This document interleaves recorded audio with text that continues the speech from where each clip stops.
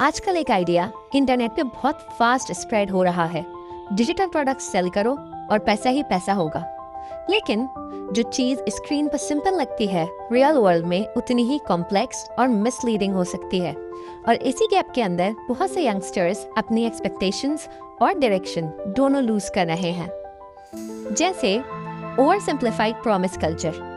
Digital product space में एक narrative बना दिया गया है कि एक ई बुक बनाओ, अब पैसिव इनकम स्टार्ट हो जाएगी।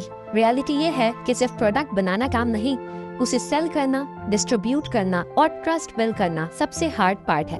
प्रॉब्लम ये है कि कंटेंट सिर्फ रिजल्ट शो करता है, प्रोसेस हाइड करता है। अगर मैं बात करूं मार्केट सैचुरेशन की रियलिटी चेक की, आज हर बंदा डिजिटल प्रोडक्ट्स ही बना रहा है। ई बुक्स, कोर्सेज या टेम्पलेट्स। जब सप्लाई बहुत ज्यादा हो जाए और डिमांड सेम रहे तो अटेंशन सबसे वैल्यूएबल चीज बन जाती है। इस वजह से मेजॉरिटी प्रोडक्ट्स नॉइज बन जाते हैं, वैल्यू नहीं। गुरु इकोनॉमी इफेक्ट। एक नया सिस्टम डेवलप हुआ है जहां सक्सेस स्टोरीज को मार्केटिंग टूल बना दिया जाता है। मैंने 0 से 10 के डॉलर्स बनाए, लेकिन behind the scenes strategy, audience और इयर्स के एक्सपीरियंस हाइड होता है। इससे न्यू लर्नर्स को लगता है कि इजी पाथ है, जबकि reality structured business knowledge demand करती है। Skill gap problem.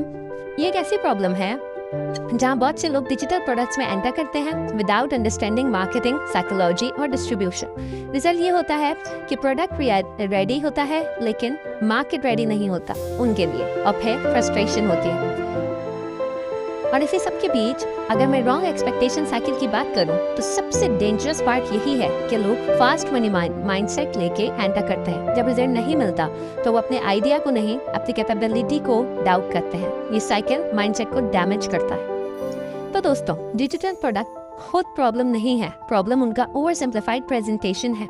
जहां एक साइड पे रियल अपॉर्चुनिटी है, वहां दूसरी साइड पे अनरियलिस्टिक एक्सपेक्टेशंस भी बिल्ड हो रही हैं। अगर इस स्पेस को समझना है तो पहले हाइप को रिमूव करना होगा और फिर रियल बिजनेस फंडामेंटल्स को देखना होगा। पार्ट 2 में हम बात करेंगे डिजिटल प्रोडक्ट्स को कैसे सही तरीके से अप्रोच किया जाता है, बिना हाइप, बिना कंफ्यूजन, सिर्फ रियल स्ट्रेटेजी के साथ। मैं हूँ फाइनेंस डिकोडर और ऐसी के इनसाइट्स के लिए मुझे फॉलो कीजिए।